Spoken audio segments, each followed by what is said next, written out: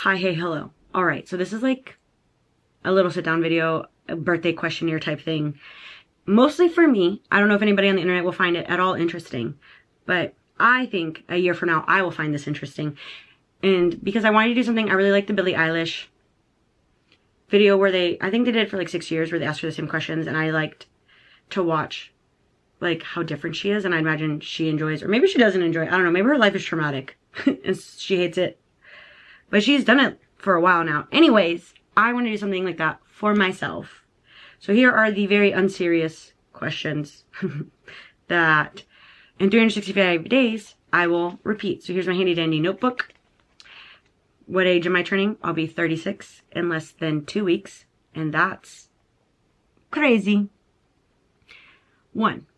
What is my current meal fixation for breakfast? I do this like, a Southwest bowl. It's like edamame, black beans, corn, cilantro, green onions with like a elote sauce on top. Oh my gosh, it's so good. And that's what I eat for breakfast, and I top it with Valentina every breakfast. That's what I've been having for, at this point, a couple of months.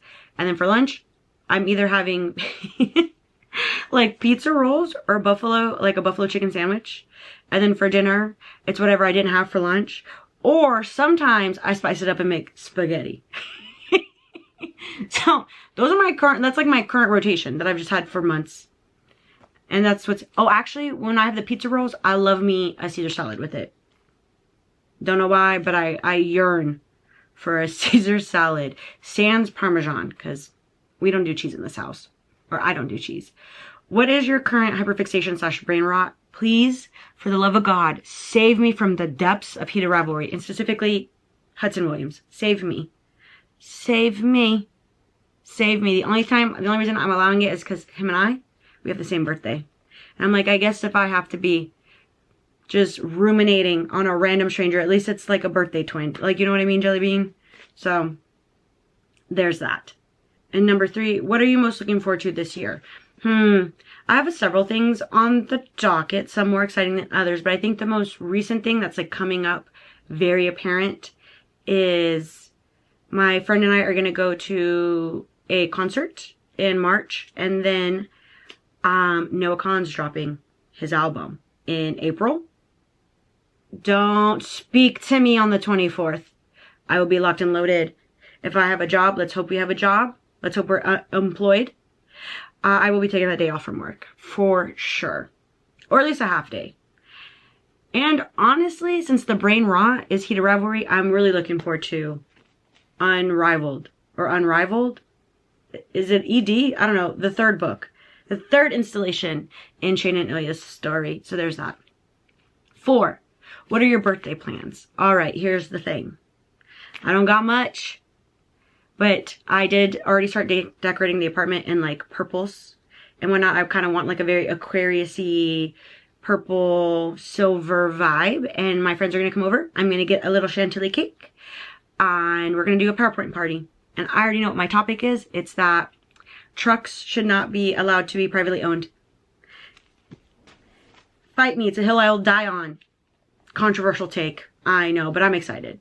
But we're going to do a PowerPoint party. And then I think do possibly Valentine's Day crafts. Or play also a bunch of board games. Because why not? And probably indulge in adult beverages and activities. How many tattoos do you have? I currently have 4 tattoos. What is your current dream trip? Right now, something I've been really itching for is I really, and I have wanted to go for a couple of years, but I really want to go to Vancouver. I really want to go to Vancouver. And secretly, I'd also love to take a little trip. And by little, as an American, because I think it's like a 2.5-hour drive from Vancouver to go to Kelowna. Kelowna, British Columbia. Why? I don't know. My favorite YouTuber is from Kelowna, and she's always bopping around a little bit. And sometimes I just want to be like, what would this be like? It feels like I've seen it. It's not a very large town, city. But I don't know. I think it'd be fun to see what like small town Canada is like. Because why not? I have free will. I can go where I want. But I really want to go to Vancouver and Toronto. And those are on opposite sides of Canada. But I do have the itch for Vancouver over Toronto. but I'd also love to visit Toronto. So those are my current dreams. Like, my current fixation is to go to Canada. For sure, for sure. 7, what books are you really into? At this current moment, I want nothing more than male, like, sports romances. Like, give them to me. I need more male, like, Formula 1 romances. Maybe I'm not looking hard enough because perhaps they're all indie published. But I definitely would like them to be more trad published, for sure. I want more, honestly, it could be sapphic too, but these, like, queer tennis. I need more tennis romances. I need more queer tennis romances. I need more queer Formula 1 romances. Please stop with the pickleball. Put the pickleball down. Please. And pick up the tennis racket. For the love of all things. Please. And I need more dark mafia smut. Like, not like, like queer. Please. Please give me the dark romances with the men's. Please. Please. So that's what I'm into. I guess I'm really into, like, gay romances. That's what I'm really into right now. I need them. Feed them to me. Please. Let's see. Well, how do you feel about the world currently? Well, that's tough. Because it's real shitty. Real shitty. Because honestly, like, abolish ICE. Abolish the police. Fuck all of this shit, honestly. I can't even, like, Black Lives Matter. Protect the dolls. For sure. Free Palestine. Free the Congo. All the things. I feel sometimes very upset because I think you see it on social media and it's really tough and it sucks and it's shitty. And I'm still find myself, like, I think that's why I have so much heated rivalry brain rot, is because, like, despite everything being, like, on what feels like on fire and horrible, the fact that, like, this media, like, is still existing and people still care enough to put it out and, like, care enough to care about handling it so intentionally, that it makes me hopeful that even though, like, what feels like, I just know it's a minority of people being really, really, really, really loud. And I know that as someone who lives in the South, the minority likes to scream here. Scream and make you think that they're what everybody thinks. But then you have conversations with, like, everyday people and you're like, oh, you're just really loud. And so it doesn't feel great and I don't feel amazing and it does stress me out and it does make me sad. And I think that, like, I find a lot of joy and hope in, like, the little wins, because the little wins are very big in the grand scheme of things. I just don't think we realize how big of wins that, like, we're having. Like, the fact that you can have something like heated rivalry, like, on HBO and stuff and it be so big shows me that, like, despite it all, like, there are people, like, you know what I mean? People care. And people want queer media to exist. They want diverse media to exist. And just because these, like, shitty big corporations are monopolizing and trying to force feed us, like, this bullshit that people, like, yearn and crave, like, unique stories and POVs and diversity and equity. And it's just, like, you know, it brings me hope. And maybe that's why it has a lot of brain rot for me. Because I'm like, I just want to hold on to it of, like, yes, see, here is proof. Here's the loudest, biggest proof, along with all the other little wins that we have. So that's how I'm feeling currently in the world. 9, what's something I'm proud of? I am currently very proud of all of the work I've done in therapy. I think I will have hit 7 years in therapy as of, honestly, this month or March. And I think it's, like, the first year, this year, maybe last year, is the first time I've really felt like a return on investment. Not that your therapy should be, like, an ROI, but I do feel it when I'm dysregulated or I have to tell people my feelings. I really sense it in the way I can articulate my feelings, the way when an emotion comes up, I allow it to exist. It doesn't, like, ruin my day. I was telling my therapist that I'm really learning to, like, trust myself. Like, I feel like throughout my childhood and teenhood and early 20s, I, given whatever circumstances, couldn't trust myself or couldn't believe that I could trust myself, whether it was other people telling me that I was, like, over dramatic or too much or, like, creating all the narratives or, like, not having the autonomy to, like, do the things that I need to do or have like the words and access to be able to like advocate for myself. But I really can't trust myself. Like if I'm having a bad day, it's okay. The shift will end. The day will end. The sun will come up tomorrow. But like I know how to handle me, if that makes sense. Like I trust myself to get myself through it. So when something goes awry, it like no longer like ruins my whole day. It's like, okay, so we have these feelings, so we feel them. Do we want to work past these feelings? No, we want to sit in them. We sit in them. If we want to work past them, you know, you have all these things, all of these systems. And then it just becomes really also too apparent that like I used to live in such like dysregulation and overwhelm all the time that like now I can't. And so I no longer like have a tolerance. I think that's just also aging. And I think you like mask a lot of things in your like early 20s and just your 20s in general. But yeah, it's just like so much more apparent that I'm like, oh, I feel that feeling now. It's right here. There's no, where is it? I don't know what I'm feeling. It's like, no, it's like, here it is. And I don't know. I know it like almost immediately now, instead of it taking possibly like a couple of days or weeks to be like, oh, that really hurt my feelings. I'm like, oh, actually, that sucks. And that was kind of mean of you. So that's what I'm really proud of. I think finally being able, it finally feels like therapy is paying off. Because for a long time I was like, why am I even doing this? As someone who has a master's of social work, I was like, duh, should I just like quit therapy? Because like, what is the point? What is the point?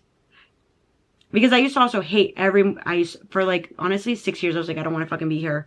I don't want to be in this therapy session. My therapist would always be like, you don't have to. And now I'm like, and she's like, how are you feeling today? I'm like, fine, good. Let's have session. I don't know. There's like a shift happening. And I'm proud of whether that shift is just because I'm aging or because I've done the work to have that shift in like just a comfortableness in myself. And I'm really proud of myself because I also was an incredibly self-conscious person. And I think I'm still self-conscious. I'm just much less self-conscious. And I really appreciate that about myself nowadays. 10, are you doing any volunteer work? Yes, I still am and currently volunteering with the alumni board. I'm hoping this year I can be brave and find something else to volunteer with and start that. It just gets tough because my anxiety gets to me and I'm like, ugh. And also you text people, you email them, and they don't always respond because like people who need volunteers don't always have the people power to like respond to those random emails about volunteer opportunities. So, but that's the goal, is I would like to find something else to also volunteer on top of that. Are you learning anything new / new hobbies? No, I do currently want to learn Spanish. Will that happen this year? I don't know, because it's kind of scary and intimidating. But I do want to learn Spanish. And I don't know if there's any other hobby that I want to like pick up. I think I want to be like a better writer, which means I just need to write because I don't write in general. And so I think I'd like to be someone who just actively like writes more, because I was told all through school that I was a horrible writer, that my writing sounds like someone whose first language is not English, which is a shitty thing to say to someone. So I just want to get in the practice of like possibly like having a journal prompt and just like writing, you know? So I think I'm not learning anything new, but I guess those are new things I hope in a year to say that I'm doing or have done. You know, we'll see in 365 days-ish. What was your favorite thing from last year?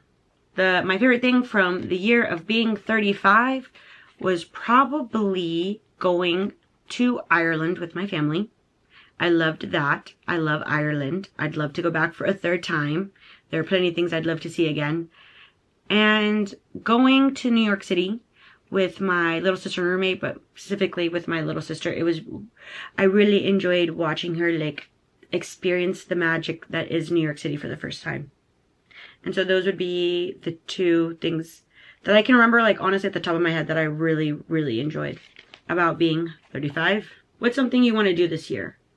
The first thing that comes to mind is I would love, seeing as if I can keep posting on YouTube every week until May, it'll be 2 years that I've like posted on here. And I would love at some point to be able to because I've been thinking about it recently, because I'm like, how do people do this? But I would love to make like a, like, one, this is why I need to practice writing. But the people who do like those video essays in the sense of like random shots and just like deep thoughts of people like meandering through the spaces or whatever, I want to learn how to make something like that. And all I have is my G7X and an iPhone and a hope and a prayer. and need to up my writing skills. But anyways, that is what I'd like. Or like to figure out how to do that. Because I was like, I guess you could start really doing that as like a TikTok. I'd most definitely want to create that for sure on like a YouTube video. Because I think that would be fun. But I guess I could start to figure out how to do that on TikTok. And like actually maybe use like CapCut to actually edit something there. But we'll see. I don't know. I would love to do that.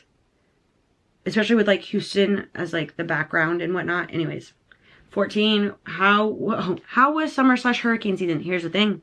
Summer, and at least in Houston, never really got hot. Like it did get hot, but it never really got miserable. Like there was one summer where it was 100 degrees, above 100 degrees for 90 days.